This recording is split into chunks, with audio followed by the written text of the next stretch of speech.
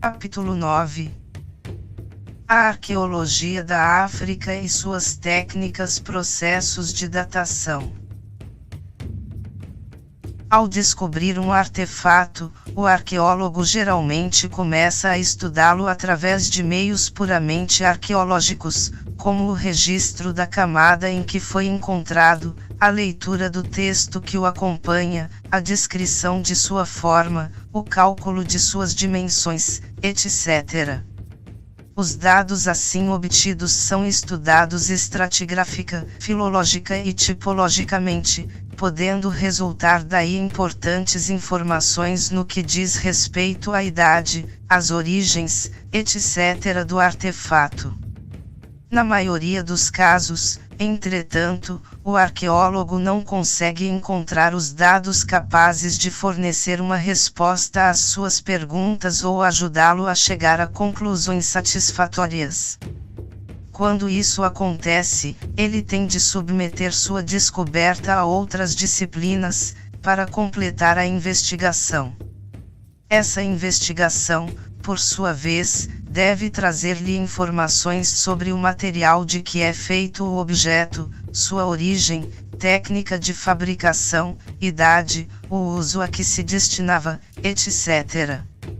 Deve-se enfatizar, no entanto, que essas pesquisas complementares constituem apenas um novo ângulo sob o qual o arqueólogo vai enfocar o problema. Os dados científicos e as considerações de ordem estilística, filológica e estratigráfica devem formar um todo inseparável.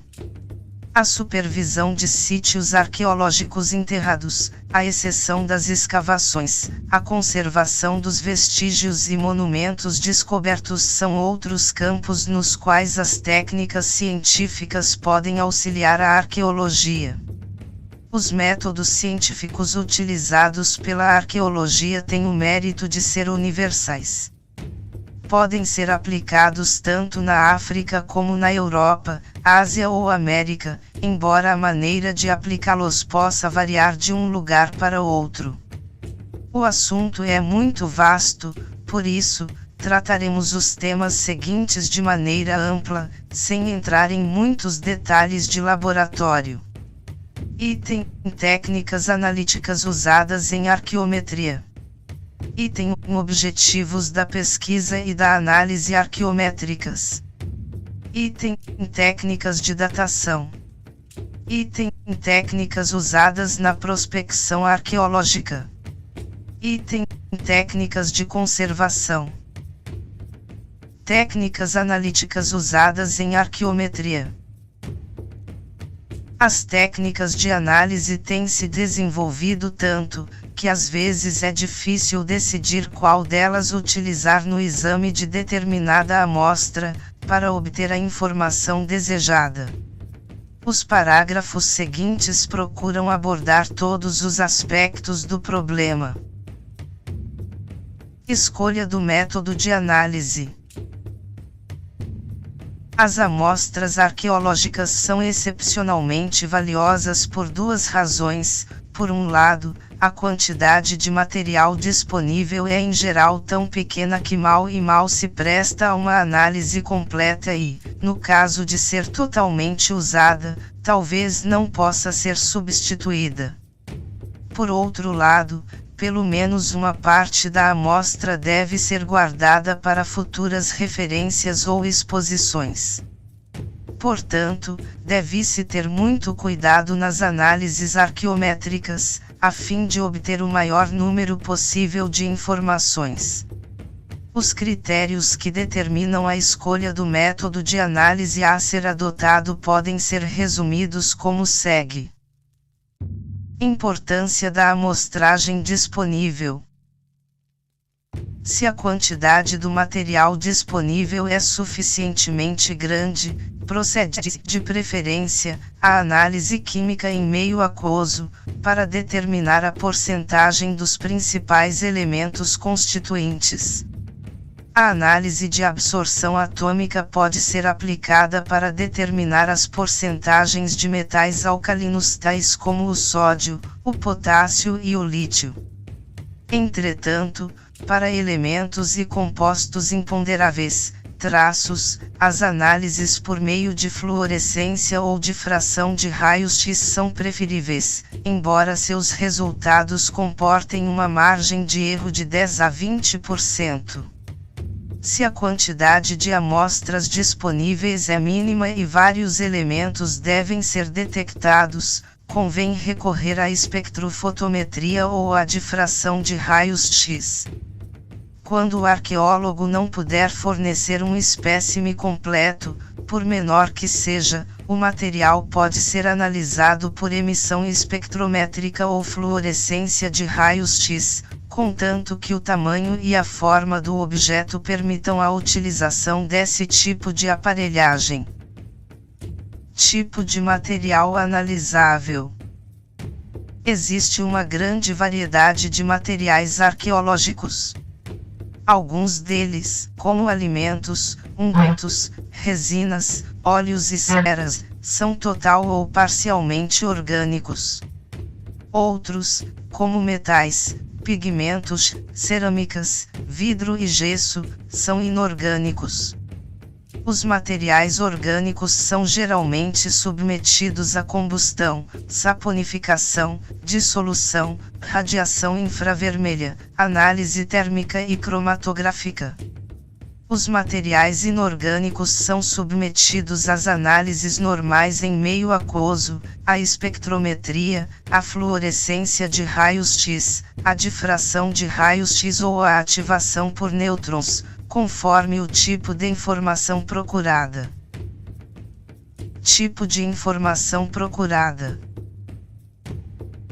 Para economizar tempo e dinheiro, deve-se proceder à análise de acordo com um programa bem planejado, em cooperação com o arqueólogo, para se obterem respostas a questões específicas. Por exemplo, o cobre e o bronze antigos se parecem superficialmente.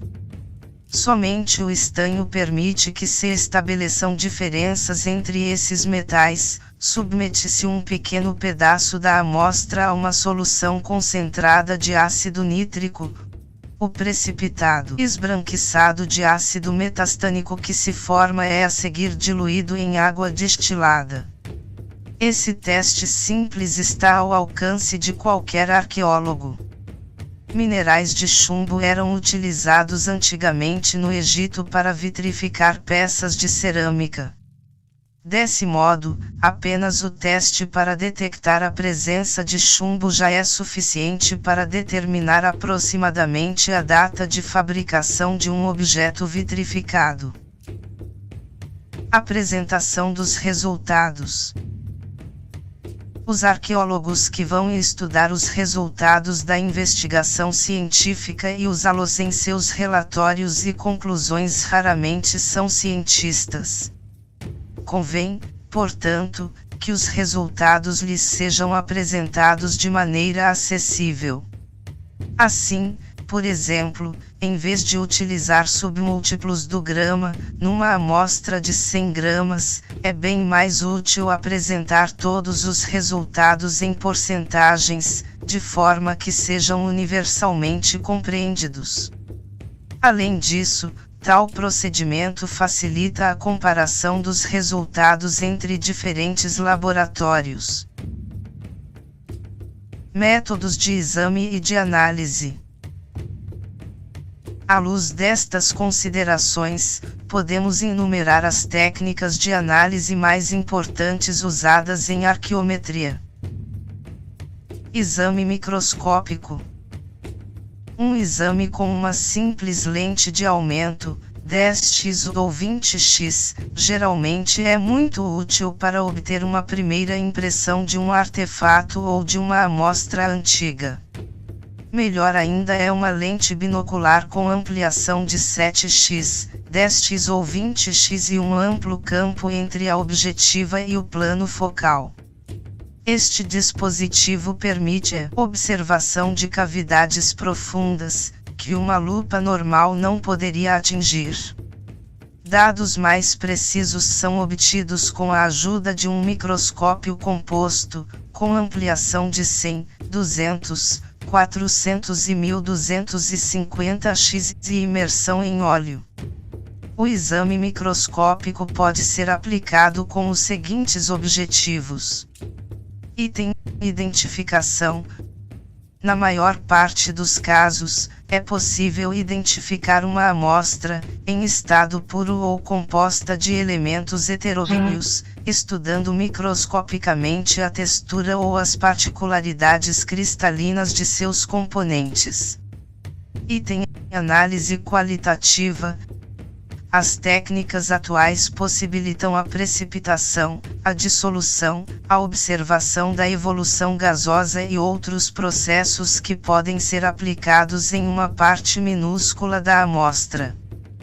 Por exemplo, se um fragmento de amostra for colocado numa lâmina de vidro e umedecido, ocorrerá ou não sua dissolução. Se a essa solução for adicionada uma gota de nitrato de prata e surgir, no ácido nítrico, um precipitado esbranquiçado, insolúvel, pode-se deduzir a presença de um ânion de cloreto. Item: análise quantitativa. Os métodos microscópicos são particularmente valiosos na análise quantitativa de combinações heterogêneas complexas, dificilmente analisáveis pelos métodos químicos comuns. Entre outros resultados, permitem a determinação do número e do tamanho dos componentes. Se a densidade de cada componente é conhecida, as porcentagens volumétricas dos componentes da mistura podem ser convertidas em porcentagens ponderáveis. Radiografia. A radiografia é muito útil no exame de obras de arte, pois permite, por exemplo, detectar a presença de corpos estranhos no interior de uma múmia ainda enfaixada ou incrustações decorativas escondidas sob camadas de bálsamo, etc. Tais informações ajudam a determinar a técnica a ser adotada para retirar as bandagens das múmias. São muito valiosas também nos trabalhos de conservação de objetos de metal, além de serem muito úteis durante os estudos científicos e arqueológicos. No Museu do Cairo, por exemplo, a radiografia de múmias reais revelou que mesmo aquelas das quais já se haviam retirado as bandagens ainda continham joias que haviam escapado à detecção, por se encontrarem sob espessas camadas de resina. Determinação do peso específico. Na antiguidade, o ouro geralmente continha prata ou cobre. Os objetos de ouro são tão preciosos que, na maioria dos casos, nenhum fragmento, por menor que seja, pode ser retirado para análise. Diante disso, Kelly pensou em aplicar o método de determinação do peso específico, que não traz nenhum risco de deterioração e permite que se descubra a porcentagem de ouro dos artefatos. Este método é muito fácil e baseia-se no princípio de Arquimedes. Se o peso do objeto ao ar livre é de Wg e na água é de Xg, seu peso específico será igual a W sobre Wx. Como o peso específico do ouro é 19,3, é quase o dobro do da prata, 10,5, ou do cobre, 8,9. A presença de pequenas quantidades de prata ou cobre pode ser facilmente detectada. Supondo que o objeto não contenha platina, que o componente de ligação, prata ou cobre, seja conhecido e que não tenha ocorrido nenhuma contração durante a fusão, a margem de erro previsível no cálculo do teor de ouro é da ordem de 1%. Análise química normal em meio aquoso. Esta técnica é indispensável, em arqueologia, para o estudo do material de que é feito um artefato, bem como para a escolha da melhor maneira de conservá-lo. É usada nas análises qualitativas e quantitativas de argamassas, gesso, vestígios corroídos de artefatos metálicos, restos de comida, cosméticos, resíduos de bálsamos e produtos análogos, etc. A descrição das técnicas utilizadas em tais análises não é do âmbito deste capítulo, pois são familiares a todos os químicos que trabalham no campo da arqueologia. Além disso, são descritas com detalhes em manuais de química analítica, como por exemplo o de Kolthoff e seus coautores, relativamente às matérias inorgânicas, e nos trabalhos de Skandernov e Stross, relativamente às matérias orgânicas e inorgânicas. Objetos de ferro descobertos em Niani, Guiné, datando do século XIII ao século XV, foram submetidos a uma análise química, que revelou conterem cobre, fósforo, níquel, tungstênio, titânio e molibdênio, impurezas provavelmente presentes nos minérios utilizados. Espectrofotometria. Esta técnica tem sido utilizada na análise de vestígios antigos, tais como bronze, cerâmica, argamassa, pigmentos, etc.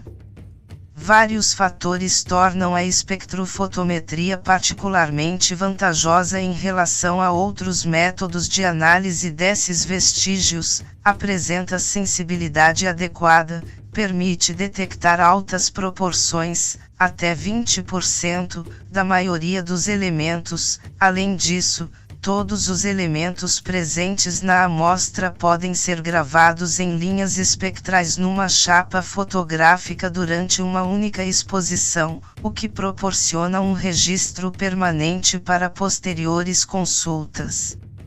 Uma nova variante da espectrofotometria é o laser milliprobe spectrometer. A análise espectrográfica de todos os bronze naturalistas de Ifé, Nigéria, mostrou que eles não são de bronze, mas de latão. Análise por absorção atômica. Este método é perfeitamente adequado para amostras de matéria inorgânica, metais, cimentos, soldas, vidro, esmaltes, sais, etc. Em arqueometria, seu emprego apresenta as seguintes vantagens: elevado grau de exatidão, margem de erro de 1%, com amostras de 5 a 10 mg, possibilidade de detecção, em uma mesma amostra, de elementos mais importantes, elementos menos importantes ou simplesmente traços. Enfim, é uma técnica de uso corrente. Ela facilita muito também as comparações entre os resultados de diferentes laboratórios, e as causas eventuais de erros experimentais são mais facilmente controláveis. Fluorescência de raios-x. A excitação de um espécime por meio de raios-x é um método de análise muito útil. Seu princípio é o seguinte: quando um átomo é bombardeado com raios de alta frequência, um elétron é removido de uma órbita interior do átomo e a lacuna assim criada será preenchida por um elétron proveniente de uma órbita externa. A variação de energia entre os níveis externo e interno provém de raios secundários ou fluorescentes, característicos dos elementos que compõem o espécime. Como a força de penetração dos raios-x é limitada, esta técnica só pode ser utilizada na superfície dos objetos, sendo por isso aplicada apenas na análise de vestígios inorgânicos, tais como o vidro, a faiança e a cerâmica vitrificada, a obsidiana e a maior parte das rochas. Entretanto, os objetos metálicos antigos sofreram a ação do tempo, ou os metais menos nobres que continham afloraram a superfície. Desta maneira, uma análise restrita à superfície desses objetos através do método da fluorescência de raios-x pode oferecer resultados diferentes daqueles obtidos por uma análise do objeto inteiro. Análise por ativação de nêutrons. Nesta técnica, um grupo de amostras e de produtos químicos standard é colocado em um reator nuclear e submetido à irradiação por nêutrons lentos, ou térmicos. Alguns dos isótopos resultantes terão vida suficiente para emitir raios gama. Como cada radioisótopo emite raios gama com comprimentos de onda característicos, a análise desses comprimentos de onda possibilita tanto a identificação dos elementos presentes no espécime como a determinação de sua concentração, quer se trate de elementos importantes, quer de simples traços.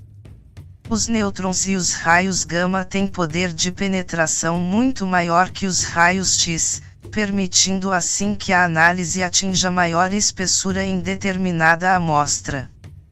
Desse modo, o afloramento de cobre à superfície dos metais pode ser ignorado. Ao realizar esse tipo de análise, deve-se tomar o cuidado para que, se o espécime tiver de retomar ao museu, a radioatividade residual baixe a um nível inofensivo em um lapso de tempo razoável. A título de exemplo, o isótopo da prata radioativa tem meia-vida de 225 dias, logo, se um objeto de prata receber uma dose muito forte de radiação, não poderá ser devolvido ao museu por centenas de anos. Nesses casos, uma minúscula porção do objeto é retirada através da fricção com um pequeno disco de quartzo rugoso. Este quartzo sofre então irradiação no reator e é analisado, do modo habitual, para a detecção de prata, ouro, cobre, antimônio e arsênico. Esta técnica foi recentemente aplicada, em pesquisas arqueológicas realizadas na África, no estudo de contas de vidro, que foram submetidas a 2 ativações de nêutrons. O primeiro bombardeamento durou pouco tempo, procedendo-se logo após a procura de isótopos de vida curta nas contas. Já o segundo foi intenso e contínuo, durando 8 horas. As amostras foram, então, deixadas de lado por alguns dias e depois submetidas à análise, que procurou por isótopos de vida média. A seguir, foram guardadas novamente e mais tarde testadas em busca de isótopos de vida longa. Um estudo de diversas aplicações desta técnica em arqueologia foi publicado por Seyer e Myers. Objetivos da análise arqueométrica. Os principais objetivos da investigação científica e da análise em arqueometria são os seguintes: identificação rigorosa dos objetos. É essencial que a identificação dos vestígios arqueológicos seja efetuada escrupulosamente, para que o arqueólogo possa descrevê-los com exatidão nas publicações especialistas e nos guias de museus. A identificação precisa da substância dos artefatos também é muito importante, pois é do conhecimento da verdadeira natureza das substâncias examinadas que depende o alcance das observações correspondentes. Infelizmente, os erros de identificação são frequentes nas publicações arqueológicas mais antigas e já causaram muita confusão. O cobre é às vezes confundido com o bronze, embora a descoberta e o uso do bronze impliquem certa evolução cultural. O bronze, por sua vez, é confundido com o latão e isso pode acarretar uma falsa conclusão quanto à idade do objeto, já que as primeiras produções de latão remontam mais ou menos à metade do primeiro século antes de nossa era, enquanto o bronze já era conhecido e utilizado uns 20 séculos antes. Como a maior parte dos erros de identificação provém de apreciações visuais incorretas, convém enfatizar que, para evitar qualquer risco de interpretação errônea, a identificação do material arqueológico deve basear-se na análise química ou por difração de raios X. tradução de palavras antigas desconhecidas. Às vezes, uma identificação correta permite traduzir palavras desconhecidas.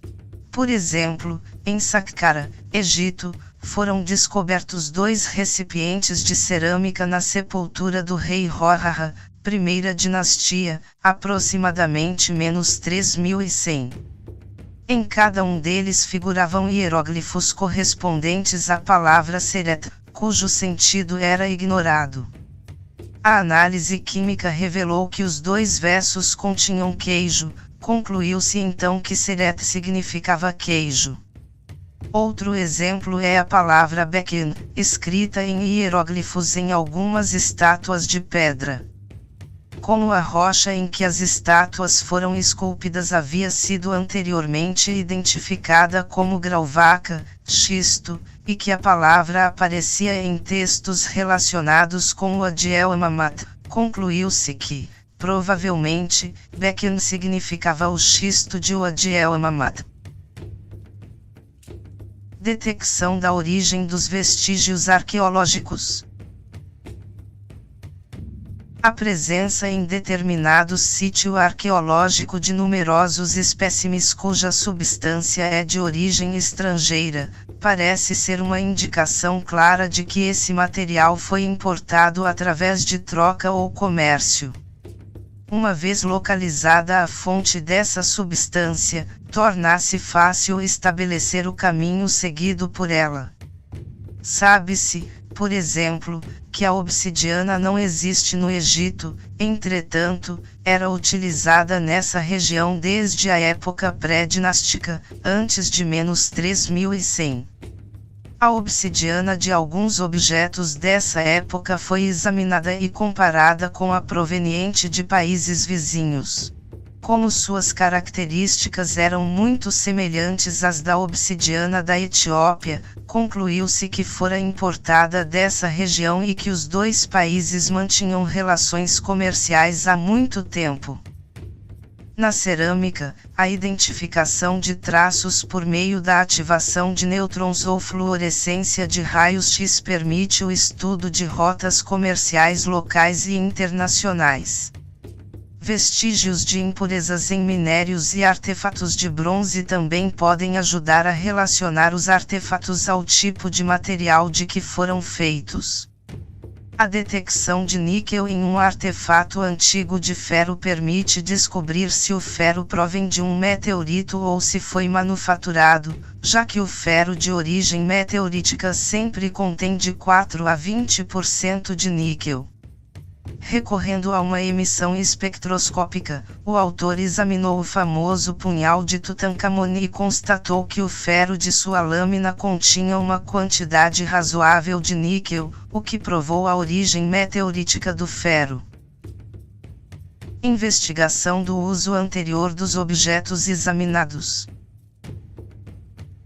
Às vezes, é difícil saber com que finalidade determinado objeto era utilizado. A esse respeito, a análise química pode ser de grande utilidade. Em 1956, por exemplo, foi descoberta, na tumba de Nefertita, aproximadamente 1800, em Fayum, Egito, uma grande jarra de alabastro contendo 2,5 kg de uma estranha substância. A análise química revelou que se tratava de um composto de 48,25% de galena, sulfeto de chumbo natural, e 51,6% de resina, na proporção 1 aproximadamente. Como essa composição jamais tinha sido encontrada antes, a razão pela qual estava na tumba era completamente obscura. Entretanto, o exame das prescrições médicas do papiro Ibars permitiu descobrir, sob o número 402, um novo remédio, para remover manchas brancas que apareceram nos 2 olhos, col preto, galena, e ketva, resina, finamente pulverizados e aplicados nos 2 olhos. A partir desse texto e da composição química do material encontrado na jarra, concluiu-se que Nefertita provavelmente sofria de leucoma em um dos olhos ou em ambos. Por isso, forneceram-lhe uma grande quantidade desse medicamento para uso na vida futura. Pesquisa das antigas técnicas de fabricação. O exame metalográfico de objetos de metal fornece informações sobre as técnicas utilizadas pelos povos antigos em suas artes e indústrias químicas. Os exemplos seguintes são significativos a esse respeito. Fabricação do azul do Egito. Amostras deste pigmento azul foram submetidas a exames químicos, microscópicos e a difração por raios-x. Chegou-se a reproduzir, experimentalmente, uma frita azul análoga. Esses estudos revelaram que o azul do Egito era feito, na antiguidade, aquecendo a 840 graus, uma mistura de areia ou quartzo pulverizado, calcário igualmente pulverizado, malaquita e sal comum ou carbonato de sódio. Exame microscópico de objetos de metal. O exame metalográfico de objetos de metal pode indicar se eles foram fundidos ou batidos, ou se as duas técnicas foram empregadas. O exame metalográfico de uma fateixa de cobre que pertenceu ao barco de Kelps, descoberta em 1954, atrás da Grande Pirâmide de Gizé, demonstrou que havia dendritos no metal. Conclui-se, portanto, que o objeto tinha sido batido. Exame de resíduos de embalsamamento. O exame de resíduos de materiais para embalsamamento, descobertos em Saqqara, Luxor e Mataria, Egito, mostrou que continham pequena proporção de sabão de ácidos graxos sólidos, resultantes da saponificação das gorduras do corpo, sob a ação do carbonato de sódio, durante a mumificação. A partir disso, concluiu-se que os materiais usados serviam para preencher temporariamente as cavidades do corpo, antes que este fosse desidratado, até se tornar uma massa de natrão no leito de mumificação. Cadinhos de frita. Pesquisas empreendidas em Wadi El Natrum, nas ruínas de uma vidraria, mostraram que o vidro foi fabricado no Egito durante o período romano. Essa indústria passou por duas etapas. Durante a primeira etapa, obtinha-se a frita de vidro num cadinho especial, cadinho de frita, misturando sílica pura, quartzo, bicarbonato de cálcio, natrão ou cinza vegetal, ou ambos, e aquecendo a mistura a uma temperatura inferior a 1100 graus. A argila desse cadinho continha grande proporção de areia e palha cortada em pedacinhos.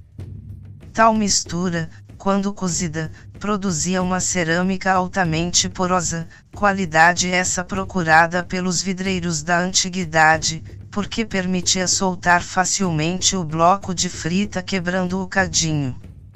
Este, portanto, era usado só uma vez.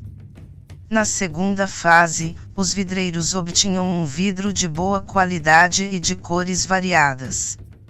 Os blocos de frita eram pulverizados até se tornarem um fino pó homogêneo, eram, então, divididos em pequenas porções. A cada uma delas adicionavam-se certos óxidos corantes, agentes opacificantes ou descolorantes e reaquecia-se tudo até a fusão completa, a fim de obter o tipo de vidro necessário. Testes de autenticidade. Durante muito tempo, os critérios histórico e estético eram o único método utilizado para a determinação da autenticidade. Nos últimos anos, o progresso da pesquisa científica possibilitou um julgamento mais seguro da autenticidade de um objeto. Os métodos mais eficientes são os seguintes. Exame com raios ultravioleta. Esta técnica é útil principalmente no exame do marfim e do mármore. Sob a luz ultravioleta, os diferentes tipos de mármore emitem fluorescência em diferentes cores e a superfície dos mármores antigos projeta uma cor característica muito diferente da cor apresentada pelas pedras mais recentes. Do mesmo modo, alterações ou retoques em objetos de mármore ou marfim antigos, bem como em pinturas, invisíveis à luz comum, podem ser notados distintamente quando o objeto é examinado sob luz ultravioleta. A luz infravermelha e os raios X também são muito úteis na detecção de falsificações. Exame da corrosão superficial. Em geral, os metais antigos são corroídos lentamente e, com o tempo, a corrosão provoca o surgimento de uma película homogênea. Nas falsificações de objetos de metal, geralmente é aplicada uma película artificial à superfície do objeto, o que lhe confere uma aparência antiga. Mas essa película não adere muito bem e pode ser removida com solventes, tais como água, álcool etílico, acetona ou piridina. Além disso, nos objetos de cobre e de bronze, essa crosta artificial compõe-se geralmente de uma só camada, distinguindo-se da que se formou naturalmente. Esta é sempre composta de pelo menos duas camadas, a interior, de óxido de cobre vermelho, e a exterior, verde de carbonato, sulfato ou cloreto do mesmo metal. É muito difícil reproduzir essa disposição, a ponto de enganar um experiente químico de museu arqueológico. Análise do material do objeto. Um notável exemplo da validade deste teste é fornecido pela análise do grão da antiga faiança egípcia. Enquanto o grão da antiga faiança egípcia autêntica é composto de quartzo vitrificado, o das falsificações modernas é geralmente constituído de caulim, argila ou porcelana. A identificação é, deste modo, bastante rápida e segura.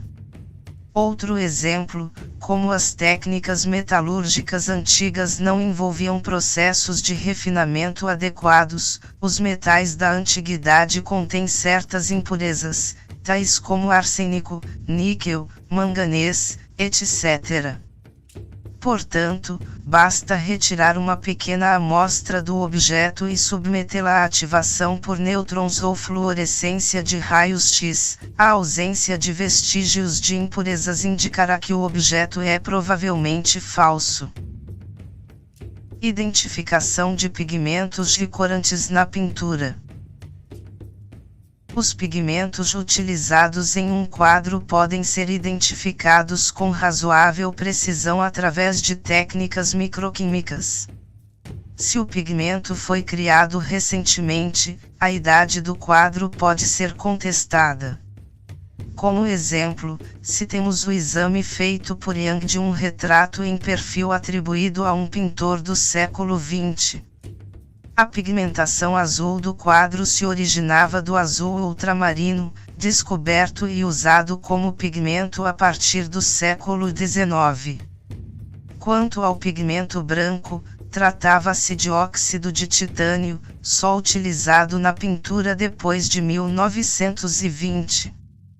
Provou-se, portanto, que o quadro era falso. Exame da pátina e do polimento superficiais. A maior parte das rochas adquire, com o tempo, uma pátina na sua superfície, o verniz do deserto. Este fenômeno se deve ao afloramento progressivo de sais de ferro e manganês à superfície, onde se oxidam e formam uma espécie de epiderme ou pátina. Essa pátina passa a fazer parte da própria rocha, confundindo-se com a sua superfície. Não é fácil removê-la, seja com água ou solvente neutro, seja através de raspagem. Em consequência, é possível distinguir uma superfície autenticamente antiga de outra recente, mesmo dotada de pátina artificial. Além da pátina formada naturalmente, as marcas de entalhe e polimento antigos são outro meio de provar autenticidade. Essas marcas ainda aparecem como linhas de intersecção irregular sob a pátina superficial da pedra ou do metal. Elas podem ser facilmente distinguidas das linhas paralelas regulares provenientes de um polimento recente, já que os povos antigos não usavam nem ásperas para esculpir, nem as finas ou lixas de esmeril para polir. Teste da termoluminescência da cerâmica. A cerâmica, assim como o solo em que foi enterrada, contém uma porcentagem muito pequena de elementos radioativos.